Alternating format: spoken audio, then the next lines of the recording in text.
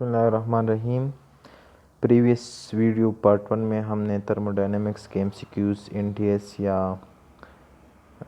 के ज़रिए जितने भी एमसीक्यूज़ कंडक्ट होते हैं केमिकल इंजीनियर्स के लिए, केमिकल टेक्नोलॉजी के लिए, तो एनटीएस के ज़रिए ये एमसीक्यूज़ बार बार रिपीट होते हैं। थर्मोडायनेमिक्स का सेक्शन हो गया है, तो अब मास ट्रांसफ़र का सेक्शन है।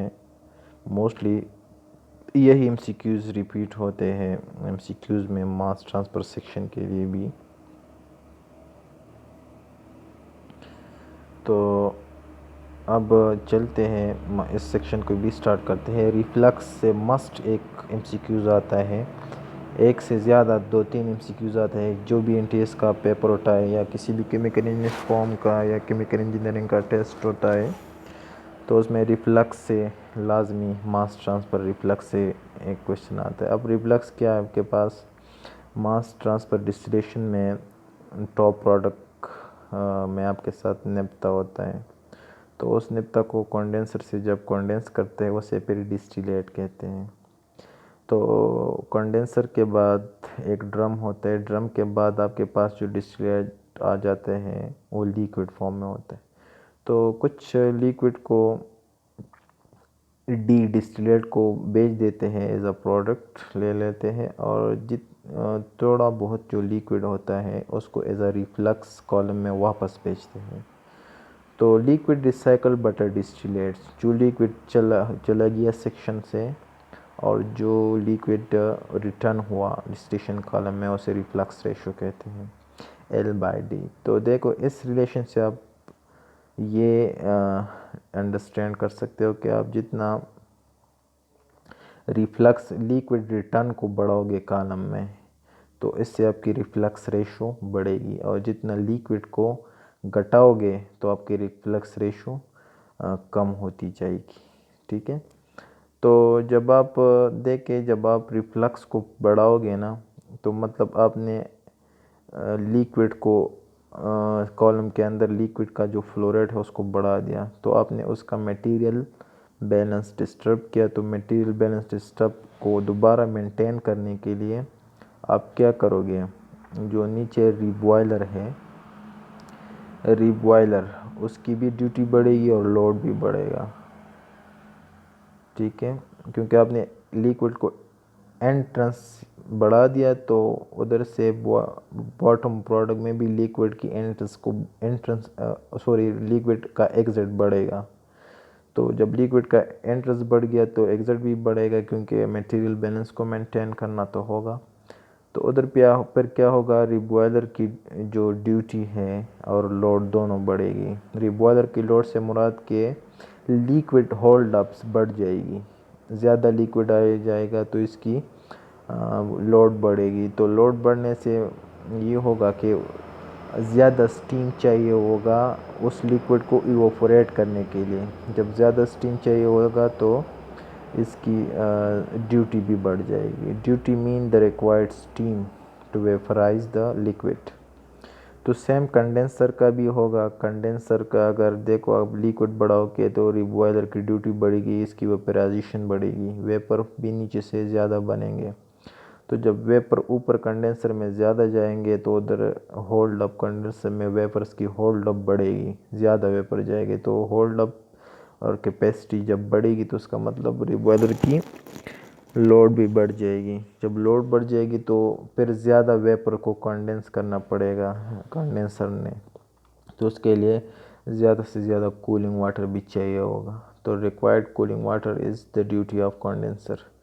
तो रिफ्लक्स रेशो बढ़ाने से क्या होगा? ये एमसीक्यूज़ में आता है कि रिफ्लक्स रेशो बढ़ाने से, लिक्विड बढ़ाने से रिफ्लक्स रेशो बढ़ेगी, और साथ कंडेंसर और रिबॉयलर की ड्यूटी और लोड दोनों बढ़ेगी। ठीक है, अब अगर रिफ्लक्स रेशो में अगर आप जितना प्रोडक्ट बन गया टॉप प्रोडक्ट, ड्रम के बाद तमाम के तमाम प्रोडक्ट को आप वापस कॉलम में भेज दिए, मतलब जो प्रोडक्ट है उसको आप प्रोडक्ट उससे ना लें, ज़ीरो कर दे, डिस्टिलेट को ज़ीरो कर दे, तो ऊपर लिक्विड रिटर्न हो गया something divide by zero infinity.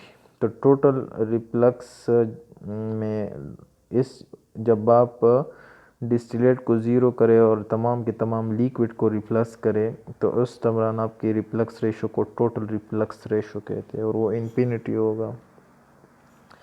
जब आप देखो कोई प्रोडक्ट विड्रॉ नहीं कर रहे हैं तो साथ रिबॉयलर में भी जितना लिक्विड जाएगा वो उतना ही लिक्विड सारा का सारा वेपराइज होगा, तो बॉटम प्रोडक्ट भी ज़ीरो हो जाएगा और टॉप प्रोडक्ट भी ज़ीरो हो जाएगा। मोस्टली डिस्टिलेशन कॉलम की स्टार्टअप में टोटल रिफ्लक्स पे चलाते हैं, तो उससे क्या होगा, इसे इनफाइनाइट रिफ्लक्स रेशो कहते हैं। तो देखो आप जब प्रोडक्ट विड्रॉ नहीं कर रहे हैं और कंडेंसर के से भी जितना डिस्टिलेट बनते हैं सब के सब को रिसाइकल करते हो तो आपका फीड भी ज़ीरो है, प्रोडक्ट भी ज़ीरो है, टॉप प्रोडक्ट बॉटम प्रोडक्ट भी ज़ीरो है, तो टोटल रिफ्लक्स के पे आपका क्या होगा, आपके रिबॉयलर और कंडेंसर दोनों की ड्यूटी बढ़ेगी, क्योंकि जितना भी प्रोडक्ट बन रहा है बॉटम या टॉप प्रोडक्ट वो तमाम के तमाम वेपराइज और कंडेंस होगा, कोई भी बाहर चीज़ नहीं जाएगी। तो आपका कंडेंसर में जो रिक्वायरमेंट है कूलिंग वाटर का वो भी बढ़ जाएगा और रिबॉयलर भी बढ़ जाएगी, रिबॉयलिंग में स्टीम की रिक्वायरमेंट भी बढ़ जाएगी। तो मतलब ये हो गया, अगर आप स्टीम भी ज़्यादा दे रहे हो रिबॉयलर में, कंडेंसर में कूलिंग वाटर भी ज़्यादा दे रहे हो, तो आपका जो ऑपरेशन टोटल रिफ्लक्स के दौरान ऑपरेशन कंडेंसेशन और वेपोराइजेशन पे जितना कॉस्ट लगेगा कूलिंग वाटर और स्टीम का वो बढ़ जाएगा, क्योंकि स्टीम तो बॉयलर से होके आता है, उधर आपकी एनर्जी बर्नर जलते हैं स्टीम बनाता है, तो आपका ऑपरेटिंग कास्ट बढ़ेगा। ठीक है, तो टोटल रिफ्लक्स पे क्या होगा, लोड भी बढ़ेगी, ड्यूटी भी बढ़ेगा और आपका ऑपरेटिंग कास्ट भी बढ़ेगा। ठीक है, लेकिन टोटल रिफ्लक्स का फ़ायदा ये होगा कि जितना के तमाम लिक्विड आप वापस कॉलम में भेजते हो, रिबॉयलर से वेपोराइज होकर भी कॉलम में जाता है, फीड एंटर नहीं हो रहा, फीड भी ज़ीरो, प्रोडक्ट भी ज़ीरो, सिर्फ टोटल रिफ्लक्स पे चल रहा है, तो आपका सिस्टम आइडियलिटी की तरफ जाता है, सेपरेशन बढ़ता है, हर ट्रे पे वेपर और लिक्विड इक्विलिब्रियम में होंगे, 100% सेपरेशन होगी। तो आपके साथ आइडियल स्टेजेस की रिक्वायरमेंट कम हो जाएगी, मतलब टोटल रिफ्लक्स पे आइडियल स्टेजेस कम होगी, क्योंकि रिफ्लक्स जितना भी फीड एक टाइम पे एंटर हो गया वही वेपराइजेशन और कंडेंसेशन स्टार्ट हो गई, लिक्विड जो बन गया नीचे बॉटम में उस दोबारा सारा का सारा वेपोराइज हो गया और टॉप पे जो प्रोडक्ट बन गया वो भी वापस टावर में चला गया, तो आपका सिस्टम आइडियलिटी की तरफ जाता है, तो आइडियल स्टेजेस कम हो गया फिर। तो देखो आइडियल स्टेजेस कम हो जाएगी तो इसका मतलब क्या होगा, आपका जो फिक्स्ड कास्ट है टोटल रिफ्लक्स पे फिक्स्ड कास्ट हम कम हो जाएगा, जब स्टेजेस कम लगेंगे तो आपका फिक्स्ड कास्ट जो है वो कम होगा। ठीक है, ऑपरेटिंग कास्ट तो ज़्यादा होगा लेकिन फिक्स का आपने ट्रे कम लगाने होंगे, फिक्स का एक मरतबा ट्रेज लगा दिए बस वही लगा दिए, फिर वो उसका जो कॉस्ट है वो एक बार होगा, एक बार आप ट्रेज लगाओगे, जबकि ये ऑपरेटिंग कास्ट से कंडेंसेशन और वेपोराइजेशन तो कंटिन्यूसली होती है, वो आपके साथ ज़्यादा होगा, लेकिन फिक्स कास्ट आपका कम हो जाएगा। अब ये तो थी टोटल रिफ्लक्स। अब मिनिमम रिफ्लक्स का क्या है कि आप जितना भी लिक्विड है उसको आप वापस कॉलम के अंदर ना भेजो, तमाम के तमाम आप प्रोडक्ट में भेजो, एल को ज़ीरो करो तो आपके साथ मिनिमम रिफ्लक्स क्या जाएगा, ज़ीरो। तो मिनिमम रिफ्लक्स का क्या सीन होगा, जब रिफ्लक्स मिनिमम होगा तो ड्यूटी और लोड कंडेंसर और रिबॉयलर दोनों की कम हो जाएगी, क्योंकि आपके साथ जितने भी बॉटम प्रोडक्ट जाता है वो उस उधर बॉटम प्रोडक्ट जो जाता है या टॉप प्रोडक्ट वो दोबारा टावर के अंदर नहीं आ रहा, रिबॉयलर को एक्स्ट्रा ड्यूटी और कंडेंसर को एक्स्ट्रा ड्यूटी नहीं करनी पड़ रही, लिहाजा आपका ड्यूटी और लोड दोनों कम हो जाएगा। लेकिन और ड्यूटी और लोड जब कम हो जाएगा तो स्टीम भी कम लगेगा और कूलिंग वाटर भी कम लगेगा, लिहाजा आपका ऑपरेटिंग कास्ट भी कम हो जाएगा। लेकिन सिस्टम इक्विलिब्रियम से दूर भाग रहा है। अगर आप रिफ्लेक्स नहीं करोगे तो आपको क्या होगा, फिक्स कास्ट आपका बढ़ेगा, क्योंकि आपने इक्विलिब्रियम अचीव करने के लिए आपको बहुत ज़्यादा ट्रेस चाहिए होंगे। आपका डिस्टिलेशन कॉलम का जो हाइट है वो बहुत ज़्यादा बढ़ेगा, तो आपको बहुत ज़्यादा फिक्स कास्ट आपको लगाना होगा। ठीक है, ideal stages, infinite ideal stages आपको रिक्वायर्ड होगी, लिहाजा मिनिमम रिफ्लक्स पे आप सिस्टम को नहीं चला सकते। इसके बाद एक है optimum reflux ratio at which total cost is minimum.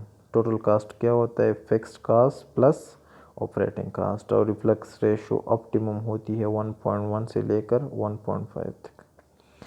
इसके बाद है Q line. Q line is the most, ये आपको थर्मल कंडीशन बताता है फीड का। जो भी फीड डिस्टिलेशन कॉलम में जाता है वो गर्म है या ठंडा है, किस फेज़ में है, लिक्विड है या वेपर फेज़ है या मैक्स है, तो क्यू लाइन आपको थर्मल कंडीशन बताता है। ठीक है, slope of Q line depend करता है क्या होता है, अगर सबकूल्ड लिक्विड है इसके अनुसार सबकूल्ड, तो उसका क्यू लाइन का जो स्लोप होगा वो 1 से ज़्यादा होगा। सेचुरेटेड लिक्विड के लिए 1 है, वेपर प्लस लिक्विड के लिए 0 से लेकर 1 तक है, सेचुरेटेड वेपर के लिए 0 है, और सुपर सेचुरेटेड वेपर के लिए स्लोप ऑफ क्यू लाइन 1 से कम है, मतलब नेगेटिव में। Number of ideal stage required in distillation. अच्छा, आपको number of ideal stages required in distillation column, ideal stages required for separation के लिए रिक्वायर्ड आइडियल स्टेजेस, ये आपको मैककेली मेथड भी बताता है, फिंस की इक्वेशन भी बताता है। लेकिन इन दोनों में डिफरेंस क्या है कि ये मैककेली method tell number of ideal stages required for separation, और फिंस की इक्वेशन आपको क्या बताता है, tell number of ideal stages required at total reflux. Fenske की इक्वेशन के साथ लाजमी आपने टोटल रिफ्लक्स बताना होगा, क्योंकि मैककेली मेथड में जो कंडेंसर है और रिबॉयलर है वो भी शामिल है, लेकिन फिंस की इक्वेशन में कंडेंसर और रिबॉयलर का जिक्र नहीं है। ये टोटल रिफ्लक्स में कंडेंसर और रिबॉयलर उसका इतना रोल नहीं होता, लिहाजा ये सिर्फ और सिर्फ आपको ideal stage required total reflux बताता है। ठीक है, इसके बारे में पर heat sensitive material which distillation is prepared पर हीट। अब देखो ये मैककेली मेथड में आपको आपका अगर वो है till number of ideal stage required for separation के ऐड, इसमें देखो कंडेंसर और वो भी रिबॉयलर भी ऐड हो सकता है। देखो अगर डिस्टिलेशन कॉलम में मैककेली मेथड के ज़रिए आपको 10 आइडियल ट्रे चाहिए, 10 आइडियल ट्रेस, और टोटल 10 चाहिए सेपरेशन में। अगर आपका पार्शल कंडेंसर, वो कंडेंसर वर्क कर रहा है एज अ पार्शल कंडेंसर, मतलब वो कुछ ना कुछ सेपरेशन में आपका कंडेंसर भी ऐड हो रहा है। अगर रिबॉयलर है उसमें भी वेपराइजेशन होती है, तो आपके पास फिर ये कंडेंसर और रिबॉयलर भी एज आ वो होगा, एज आ प्लेट काउंट होगा। इसकी डिटेल भी आप पढ़ सकते हैं, अब इस तरह मैं एक्सप्लेन नहीं कर सकता, लेकिन आपको ये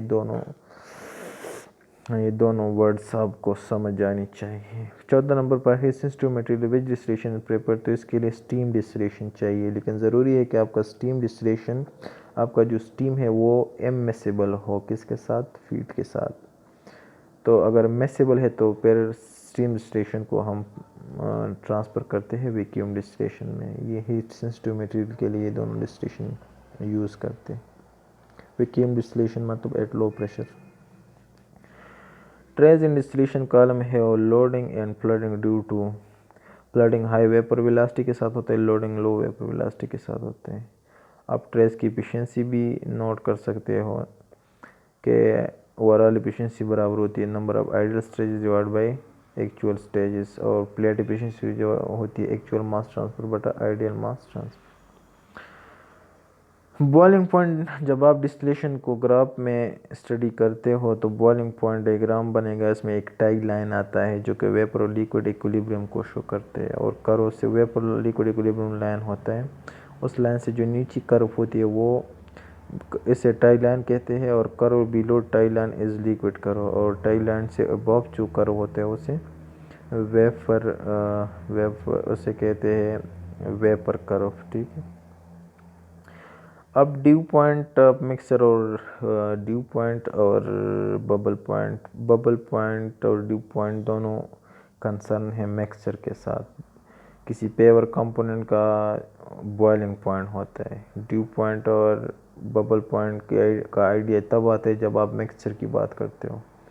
तो ड्यू पॉइंट कंसर्न है वेपर्स के साथ, और बबल पॉइंट कंसर्न है किसके साथ? लिक्विड के साथ। जब आप लिक्विड को टेम्परेचर देते हो, जिस टेम्परेचर पे लिक्विड मिक्सचर का वेपराइजेशन स्टार्ट हो जाए उसे बबल पॉइंट कहते हैं। और आप किसी गैसियस या वेपर मिक्सचर का आप टेम्परेचर कम कर रहे हो, और कम करते करते एक ऐसा टेम्परेचर आए जिस पे कंडेंसेशन स्टार्ट हो जाए तो उसे ड्यू पॉइंट कहते हैं। अब एक डिस्टिलेशन है। डिस्टिलेशन में third component C is added at, ये एज़ोट्रोपिक और स्ट्रिक्टो डिस्टिलेशन दोनों में हम थर्ड कंपोनेंट एज़ोट्रोप हमारे पास एक मिक्सचर होता है जिसकी आइडेंटिकल बॉइलिंग पॉइंट्स होती है, सेम बॉइलिंग पॉइंट 78। ए कंपोनेंट कभी भी इनको दोनों को सेपरेट करना होगा, होने के लिए आप उन्हें थर्ड कंपोनेंट ऐड करना होता है। और extractive distillation nearly same boiling point जो क्लोजली जिसके मिक्सचर के जो कंपोनेंट्स होते हैं उसका बॉइलिंग पॉइंट एक दूसरे के साथ करीब हो, आइडेंटिकल नहीं हो लेकिन करीब हो। फॉर एग्जांपल 78 हो एक कंपोनेंट का और दूसरे कंपोनेंट का 80 हो बॉइलिंग पॉइंट, तो उसको हम एक्सट्रैक्टिव डिस्टिलेशन से भी सेपरेट कर सकते हैं। एज़ोट्रोपिक डिस्टिलेशन में जब हम थर्ड कंपोनेंट सी ऐड करते हैं तो वो सी क्या करेगा, वो सी कंपोनेंट किसी ने ये कोई थर्ड एज़ोट्रोप बनाएगा। इसमें किसी ने एक ये इस मिक्सचर का बॉइलिंग पॉइंट कम या ज़्यादा कर लेगा। अब जो आइडेंटिकल थे कंपोनेंट्स जिसका सेम बॉइलिंग पॉइंट था, थर्ड कंपोनेंट ऐड करने से उसका बॉइलिंग पॉइंट चेंज हो जाएगा तीनों का। और एक्सट्रैक्टिव डिस्टिलेशन में हम थर्ड कंपोनेंट जब ऐड करते हैं तो वो दो ए और बी दोनों कंपोनेंट में किसी एक कंपोनेंट को अपने साथ डिज़ोल्व कर देता है, तो वो एक्सट्रैक्टिव डिस्टिलेशन कहलाएगा। ये मिनिमम आइसोट्रोप भी बना सकते हैं थर्ड कंपोनेंट आइसोट्रोपिक डिस्टिलेशन में, और मैक्सिमम आइसोट्रोप भी बना सकते हैं। मतलब बॉइलिंग पॉइंट कम भी हो सकती है, ज़्यादा भी हो सकती है।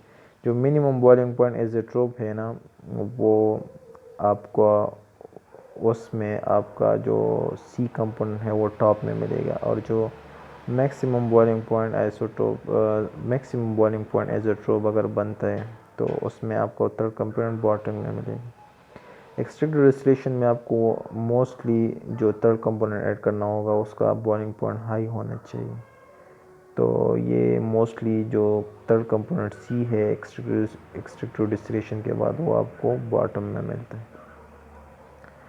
इसके बाद मास ट्रांसफ़र ऑपरेशन है, एब्जॉर्प्शन है, एडजॉर्प्शन है, स्ट्रिपिंग है, एडजॉर्प्शन है, लिक्विड लिक्विड एक्सट्रैक्शन है। देखो एब्जॉर्प्शन लो टेम्परेचर और हाई प्रेशर पे फेवरेबल होता है, स्ट्रिपिंग हाई टेम्परेचर और लो प्रेशर पे फेवरेबल होता है। स्ट्रिपिंग को डीजॉर्प्शन भी कहते हैं, एब्जॉर्प्शन डीजॉर्प्शन, और एडजॉर्प्शन लो टेम्परेचर और हाई प्रेशर पे फेवरेबल होता है।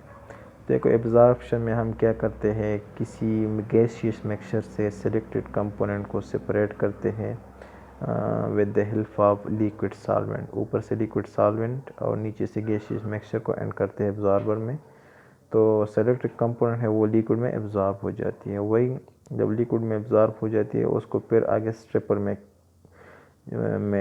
में आगे फिर डिजॉर्प्शन कराते हैं। जो एब्जॉर्ब कंपोनेंट है उसको सेपरेट करते हैं सॉल्वेंट से, सॉल्वेंट को रिसाइकल करते हैं फिर एब्जॉर्बर को। ठीक है।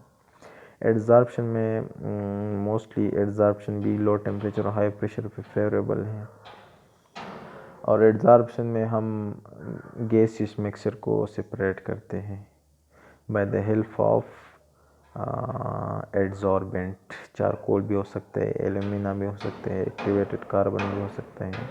फॉर एग्जांपल आपके साथ एक मिक्सचर है हाइड्रोजन कार्बन डाइऑक्साइड का, कार्बन मोनोऑक्साइड का, तो हमें प्यूरिफाई करना है हाइड्रोजन, तो कार्बन मोनोऑक्साइड या वाटर भी है मिक्सचर में, तो वो सारे एड्जॉर्ब हो जाएगा, आपके साथ प्योर हाइड्रोजन बाहर चला जाएगा। अब liquid liquid extraction and leaching mass transfer operation है। लिक्विड एक्सट्रैक्शन जो है involve two liquid phases, one of which is solvent. दो लिक्विड से आपने इसको सेपरेट करना है, ठीक है। आपने इन दोनों को एक सॉल्वेंट में डाल देना है। तो सॉल्वेंट में आपके साथ एक लिक्विड सॉल्वेंट में क्या हो जाएगा, सॉल्युबल हो जाएगा। सॉल्युबिलिटी डिफरेंस पे ये डिपेंड करता है ये मास ट्रांसफर ऑपरेशन। तो फिर आगे सेपरेटर में भेजते हुए इस तरह ये लिक्विड लिक्विड का जो मिक्सचर है वो सेपरेट हो जाता है। लीचिंग भी एक प्रोसेस है, ये है it is solid liquid extraction. किसी सॉलिड्स को आपने सेपरेट करना है तो आपने लिक्विड सॉल्वेंट में उसको सॉल्युबल करना है। लीचिंग, अच्छा, is the most important dimensionless number in calculation of heat and mass transfer. तो ये है Lewis number. Lewis number is the most important in the calculation of mass simultaneous heat and mass transfer, उसे कहते हैं SHMT। तो ये मास transfer का जो पोर्शन था ना, मोस्टली ये MCQs इसमें रिपीट होते, ये भी आपका साथ ख़त्म हो गया। तो नेक्स्ट वीडियो में इंशाल्लाह CRE को डिस्कस करते हैं।